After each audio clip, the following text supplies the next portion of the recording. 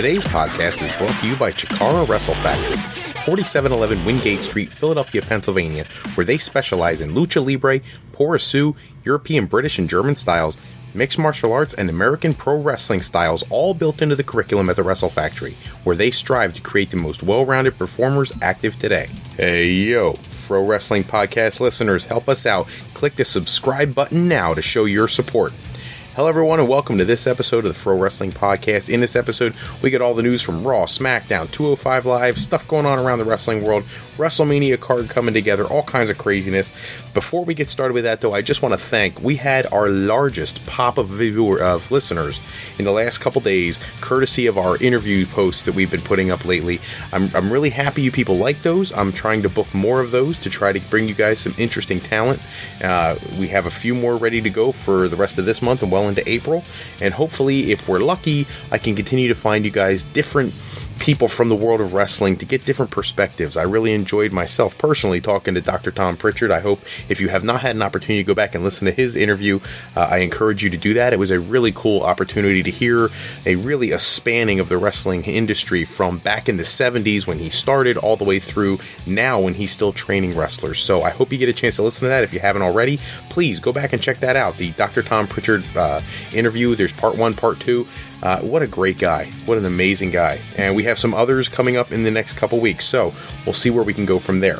This episode, let's get started with Raw first. It's been a couple days. Unfortunately, with all the weather up here in the northeastern part of the country, it's been a little hectic trying to get a podcast out to you guys. But Raw kicking off with Paul Heyman and Brock Lesnar.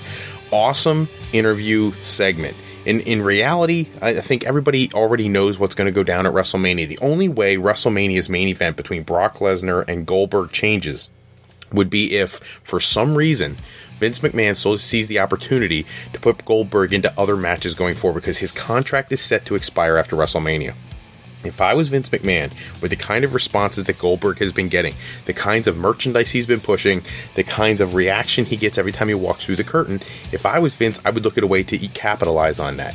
Especially when you have something with Roman Reigns getting ready to face The Undertaker at WrestleMania. You really do have an opportunity, since The Undertaker is going to go away for, potentially forever after WrestleMania, you do have an opportunity here to put on some matches that no one ever thought they would see. Goldberg versus Roman Reigns. Brock Lesnar, he's got stuff that he can do. He's been there for a few years now, but Goldberg has an opportunity to work with people he's never gotten to work with before. Give him another opportunity to wrestle Kevin Owens in a legitimate match, not this nonsense where it was 26 seconds and the match is over at Fastlane. Get him in the ring with Samoa Joe. Give him an opportunity to really do something. Now, of course, Goldberg may not be interested in all that, but at the end of the day, if you're Vince McMahon, he's very good at making the sale. If he wants to bring a wrestler in, if he's willing to do that never say never thing, and he wants to really put his oomph behind somebody, he could do some amazing things. That's how he's built this incredible corporate empire. So if it was me and I was booking for Vince McMahon, I would suggest he capitalize on this newly found relationship between he and Goldberg and found a way to bring him back into the fold. Maybe not right away. Let him go away for a little while. Let Roman Reigns benefit from this match with The Undertaker for a little while, because obviously I think that is the match after that whole segment where Roman Reigns and Goldberg were face to face, and then they both speared Braun Strowman earlier in the year. I think that really laid the groundwork for what could be an exciting match somewhere down the line. Much in the way that Sting came in, he was inducted into the Hall of Fame a year after he debuted with the company. He came into Mania, and then there was a few months off where he didn't wrestle, and then all of a sudden he came back and he appeared against Seth Rollins. You can do that with Goldberg. Let him go away for a little while, bring him back for that match with Roman Reigns, because I think everybody, once they saw that stare down back in, January, February, somewhere in that time frame, I think everybody was looking forward to seeing more out of that, and we haven't gotten to see that. The Brock Lesnar Paul Heyman segment, it's typical Heyman, cutting some of the best promos you could ever ask for. Interesting reactions from Brock, from the fans. The fans, no matter what his character is, heel or babyface, they just, for some reason, everybody loves him. And which is very strange, if you ask me, for a guy who constantly talks about how he's not in love with the business. He was not a pro wrestling fan when he grew up with as a child. He really does this purely for the money. Usually wrestling fans like people who actually like the sport that they participate in. Brock Lesnar is the anomaly. He's not a big wrestling fan. So, with someone like him, it's actually surprising to me that he gets the reaction that he does. But man, you cue those first few notes of his music and the people erupt no matter what town they're in. So good for him, but this match at Mania, it's all the talk leading up to is relatively pointless. If you're a remotely smart Mark wrestling fan like myself, and many of you are, you already know that Brock's going over at WrestleMania. Unless something incredibly strange happens, we're going to have a new Universal Champion. So moving on from there, and you're going to notice a theme this week, and this is something I've complained about in the past. I'm a little bit frustrated with this week's Raw. We go into our first Foley and Stephanie McMahon segment where they're trying to rectify issues from last week, the last couple weeks where they've had stressors back and forth with each other. To me, all of these issues could have been handled in one segment. That's segment number 1 of the Foley-Stephanie situation, where they begin their dialogue about she's going to give him the opportunity and he has to fire somebody. You go into your first match of the night, a good 25 minutes into the show, and you get to see Sasha Banks defeat Dana Brooke. That's something that as soon as you see the two ladies come out from the locker room, you already expected. That was not the exciting part of this match. The exciting part is when Charlotte gets into the ring after the match, and she's belittling Dana Brooke. So you've got this woman who, for no explicable purpose, Charlotte's one of the alpha females on the brand. For some reason, it has Dana Brooke been following her around for the last 6 or 8 months. Lord knows why. For some reason, all of a sudden, she's going to get in the ring and give her a bunch of attitude. And then, to everyone's surprise, I think, Dana Brooke, who has not been in the discussion to have any kind of impact storyline right now, she attacks Charlotte. And to be honest with you, I bought it. It looked authentic. It was probably the best work I've seen out of Dana Brooke yet. And it really is, it makes you wonder, what is her character capable of doing? I've been wondering for a long time what her character's purpose was to begin with. When you've got someone the quality of Charlotte, she didn't need a sidekick. Well, now, maybe you're seeing what she was really there for. She's there to get the rub from Charlotte. So, kudos to Dana Brooke for bringing her character to a whole new level. And whoever booked that segment, one of the first times in several weeks I'm really happy with one of the segments with the ladies. Next match, TJ Perkins and Akira Tozawa, they lose to the Brian Kendrick and Tony Nese. This one kind of shocked me. The good guys have been winning quite a bit here. The baby faces have been tearing it up, and I guess every once in a while you have to give a win to the heels. Tony Nese ends up winning the match for his team. What I'm really impressed with is, and also frustrated all at the same time, is Perkins, Tozawa, Kendrick, Nese, they all are really putting on some of the best matches on the card every night on Monday night. And for some reason, they never seem to get the same respect when it comes to viewership with 205 Live, which tells me it's not the product that is causing fans not to watch 205 Live. It's the timing of it.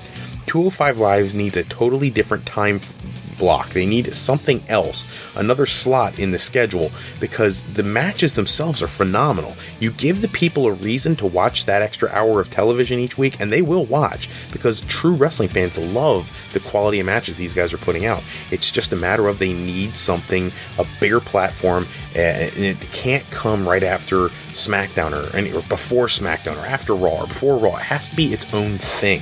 Build this brand and cross-promote it with the United Kingdom talent as much as you can, because I think there's really a great tie-in there.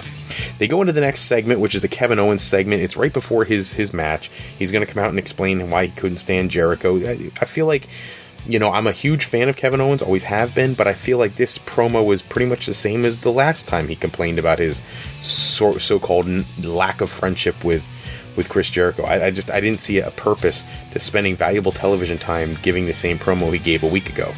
Samoa Joe is going to come out and join Kevin Owens for their tag team match against Sami Zayn and Chris Jericho, who Zayn and Jericho are actually going to win the match via disqualification because, they don't listen. The heels are not listening to the referee because we needed another disqualification win on Raw.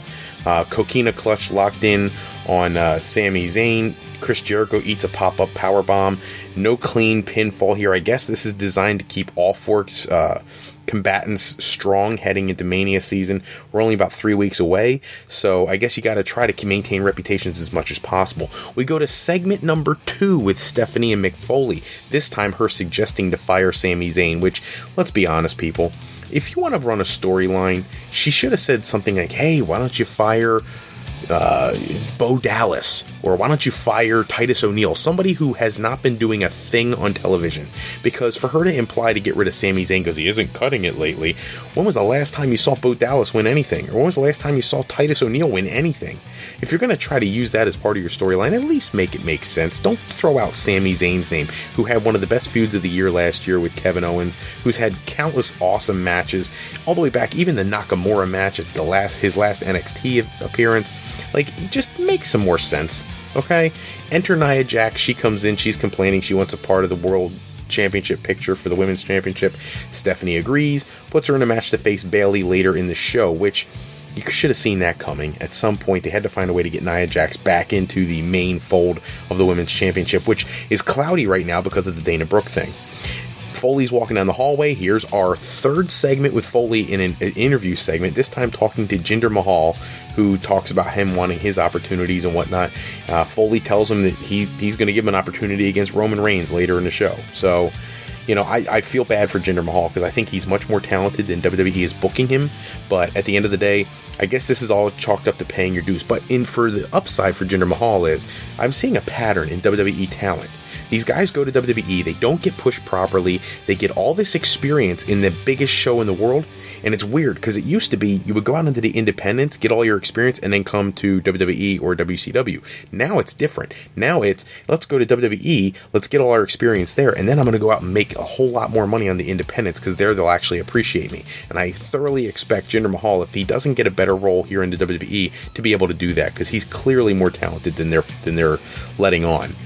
So he's going to face Roman Reigns later in the show. New Day has a segment where they talk to the Big Show. The comedic moment, it's worthless. Titus O'Neil interrupts because he just won't leave the New Day alone anyways. This is obviously going to lead to a match with the Big Show and Titus O'Neil. I don't know why you bury Titus O'Neil. He's now won another citizenship award, this time from the Tampa Bay Lightning. At some point, WWE's got to, think about this a little bit. You've got a guy winning all these, positive, fatherly, these awards, and you're burying the guy as a bad guy. That just doesn't make sense. Capitalize on that free publicity. Enzo and Cass face Cesaro and Sheamus. This match goes to a double disqualification because you got Gallows and Anderson hitting the ring, and of course they're attacking everybody. Their thought process being, if neither one of these teams win, there is no number one contender. Foley does not accept that. In his fourth backstage segment, Foley now talks to Gallows and Anderson and tells him, fine, it's going to be a triple threat match at WrestleMania. So their plan backfired, which we all saw coming 2 months ago. Just saying. Roman Reigns is going to go out to the ring and totally absolutely demolish Jinder Mahal. That's why I said earlier, I really feel bad for Jinder Mahal's character because he is so much better than the booking. Is what it is. Reigns grabs the microphone, he calls out The Undertaker, which then leads to the shock of the night. Totally unannounced, Shawn Michaels comes out from the back, which I didn't know where they were going with this other than Michaels' connection to The Undertaker retiring him, which came out in the interview, the promo back and forth. Shawn Michaels gave a lot of respect to Roman Reigns, cautioned him about his match with The Undertaker. I liked the part about Reigns saying he's going to retire The Undertaker. He retired you, I'm going to retire him. That to me was interesting. Because The Undertaker hasn't vocalized that yet. He hasn't said anything about this being his last WrestleMania for certain, though everybody in the world expects that.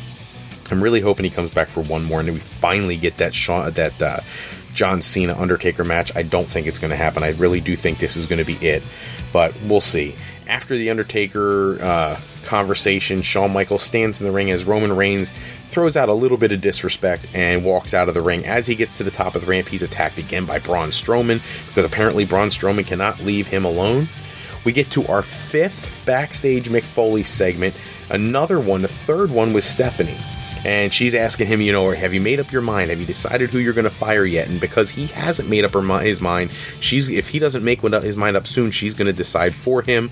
Whatever. Again, ridiculous segment. It's the third time we've seen the two of them together. Fifth time Foley's been in the back, totally chewing up valuable television time when you have such a stacked roster with people like, well, let's go there with Bo Dallas sitting on the roster. Bo Dallas, whether you love him or hate him, is a quality wrestler. He's NXT champion at one point. Clearly he had potential. He's not being used at all. You've got Curtis Axel in the back doing a whole lot of nothing. You've got multiple talents back there you never showcase. You don't put any TV time behind. How are they ever supposed to get over? How are you ever supposed to know how good they are if you never give them a chance to wrestle? Instead, we get 5 segments with Foley this early in the show and 3 with Steph, and we're not done yet? Moving on from there, Austin Aries is going to come out and make his Raw debut. He's going to totally annihilate Arya Daivari.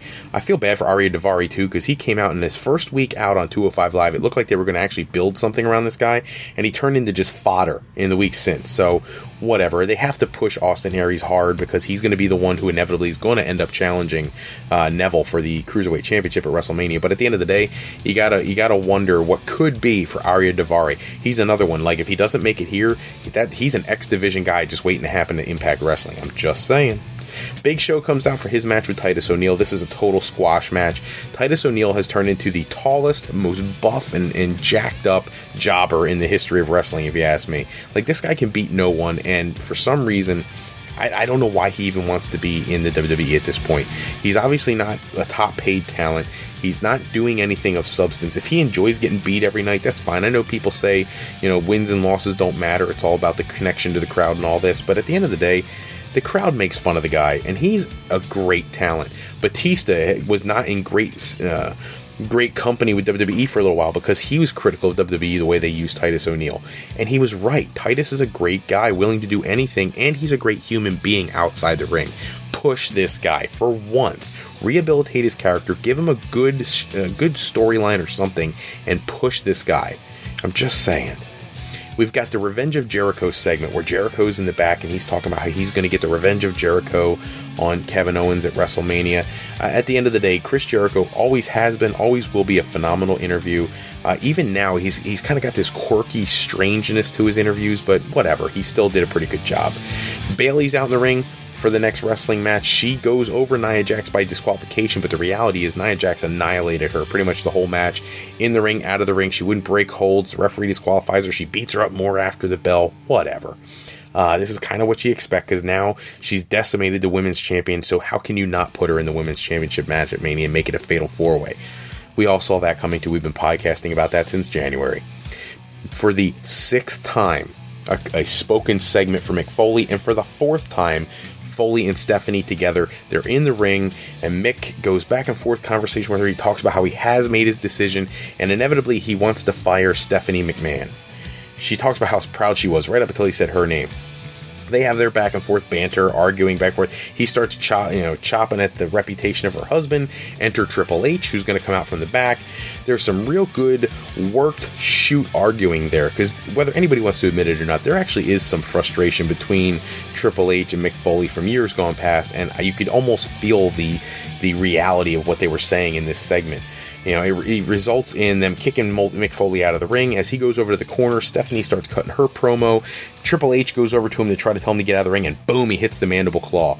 Totally didn't see that coming. Not what I expected. I saw people tweeting during the show that they thought that he was going to fire himself. Instead, he didn't, and he hits the mandible claw. Stephanie hits a low blow, and it looks like it's going to be a full-on beatdown. Triple H starts undoing his cufflinks and everything else, and hits Seth Rollins' music. And Seth comes out limping on the crutch, and he gets down by the ring. Triple H is challenging him to come in the ring, and he holds up the crutch, drops it on the ground, and charges into the ring. And here comes the full-on fight between Seth Rollins and Triple H, which actually goes pretty well for Seth Rollins for quite a while. And then Triple H gets his hands on the crutch, and he waffles him in the knee, and he just lays him out. So, great way to end Raw. We get to see some Seth Rollins time, but at the end of the day, it kept the mystique alive about whether or not Seth Rollins is going to make it to Mania, because I don't even think WWE knows for sure. We're going to move over to Smackdown now and take a look at their show, because their show had as much intrigue as anybody else's. At the beginning of the show, AJ Styles is searching everywhere trying to find Shane McMahon, because we know what's coming up there, the match that none of us want to see. He doesn't find Shane at first. He bumps into Daniel Bryan, who pretty much tells him to take a powder because Shane's not around. The first match of the show doesn't take 25 minutes to get to. It's Becky Lynch against Natalya. Actually, a really good back and forth match. I think based on recent booking, I thought Natalya would win this match. I thought Becky Lynch would go down to Natalya, probably to a submission, and instead it was the opposite. Becky Lynch, she makes Natalya tap out. And for a moment there, and only a fraction of a second, you're like, yes, okay, they're building Becky Lynch back up, and boom, here comes Carmella hitting super kicks on both Becky Lynch and Natalya. And, Ellsworth is out there with her, and when they get to the back, they interview him, like, what's going on? And they're like, you're looking at the next SmackDown Women's Champion. Very cool segment. Carmella exerting herself, using the super kick, which I thought was hilarious. And I don't know what's going on with her and Ellsworth in the long term, but I find it thoroughly amusing right now. Just saying.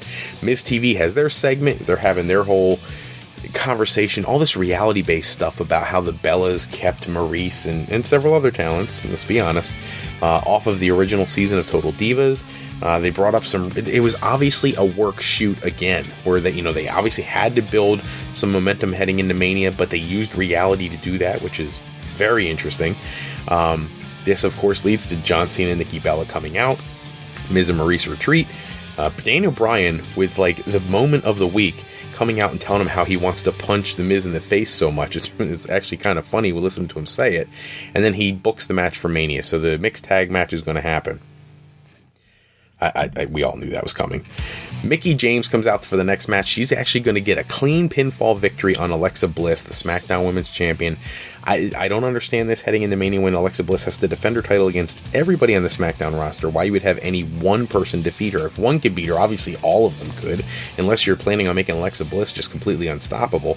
I would not be surprised to see Asuka debut on SmackDown and be the one to take that title at Mania. It's just my thought process. But it is what it is. I want to get past that because next is the moment of the week. AJ Styles jumping Shane McMahon in the back. He bloodies him, smashes his head through a car window, slams him into walls over and over again, kicks him in the head. Fit Finley's back there trying to calm things down, and it's just full-on brutality. Kind of deep stuff for WWE programming, especially, for SmackDown. But after that, Daniel Bryan finds AJ Styles. He has security with him, and he fires AJ Styles.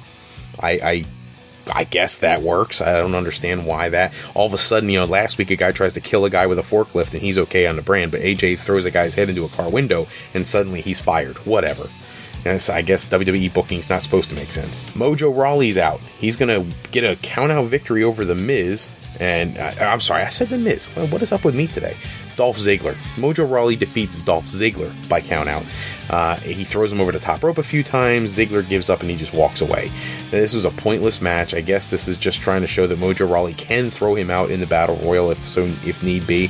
And Ziggler just giving up because why waste his talent now when he could save it for Mania?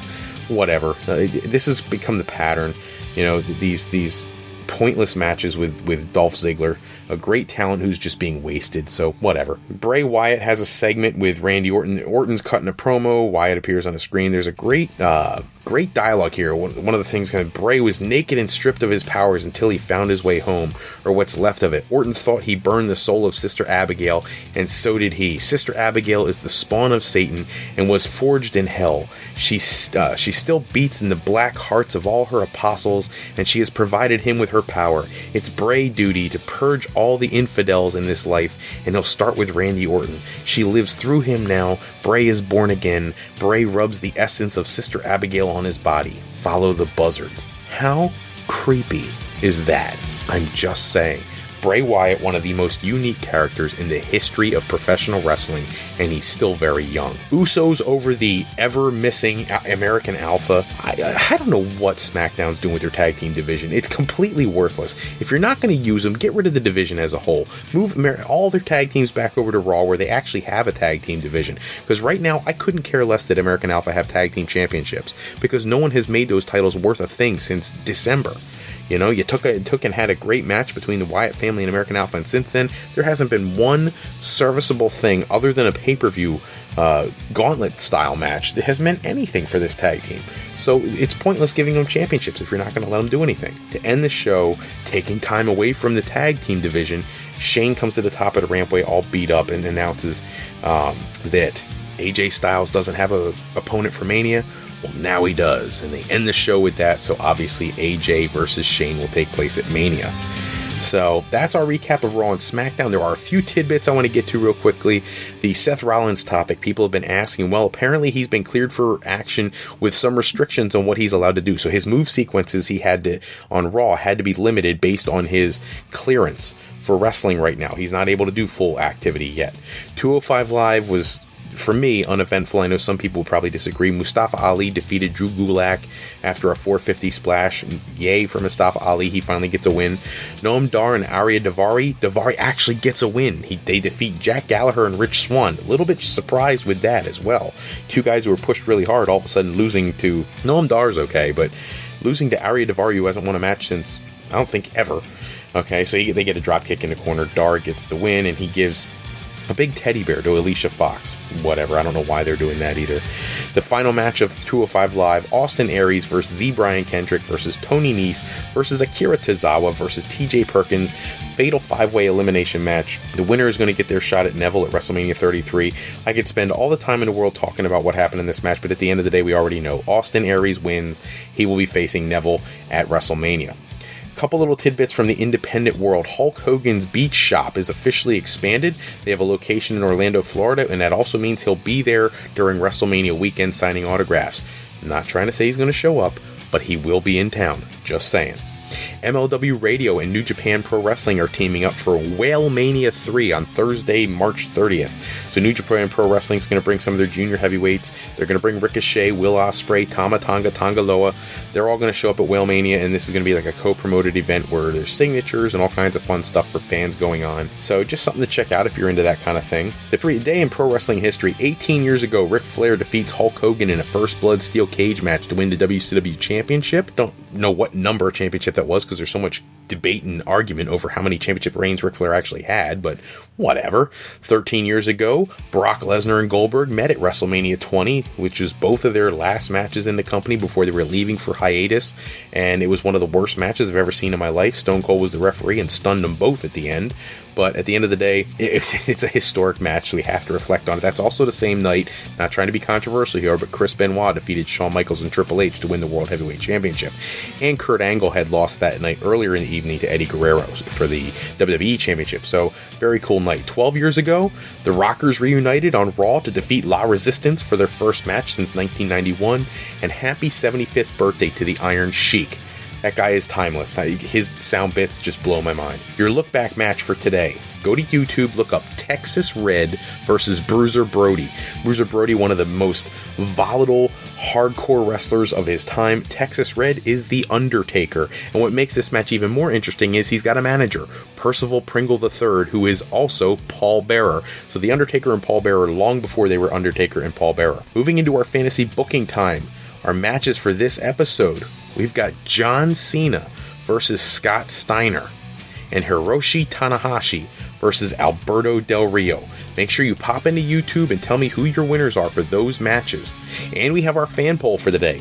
Are you excited, yes or no, to see AJ Styles versus Shane McMahon at WrestleMania? Make sure you give me comments for both the fantasy booking and for your poll today, whether you want to see Styles and McMahon at Mania, in your YouTube comments. By all means, people, please give us a review or a subscribe. We need those to help make this podcast grow. We cannot do it without you guys. So we're calling into action all those loyal followers, all those loyal listeners. Thank you so much for the very huge pop in viewership lately, and we can't tell you how much that means to us. Don't forget about the Fro Life Planning Contest. We got a 30-minute free one-on-one consultation up to one lucky winner. Don't forget to go to iTunes, pull up our podcast, give us a review, give us a subscribe, and then pop into www.frolifeplanning.com/contest to enter your email to be entered for a chance to win that. That's all the time we have for this episode. Thanks as always to bensound.com and purpleplanet.com for producing all our music and sound effects used throughout today's show. Today's podcast is sponsored in part by Beazle Games. Bring some fun and excitement back to family game night with sketchy people. Go to www.thegamecrafter.com/sketchypeople to pick up your copy today. To alleyrepair.com for all of your servicing of all your classic skee-ball, pinball, and arcade game needs. Go to alleyrepair.com today. Thank you so much for listening to today's podcast. I'm Mr. Fro. Come check me out at www.frolifeplanning.com to learn more about what we can do for you in your path to higher education. For today, for tomorrow, and for life with Fro Life. Until next episode, take care, everybody. We'll see you in episode 45.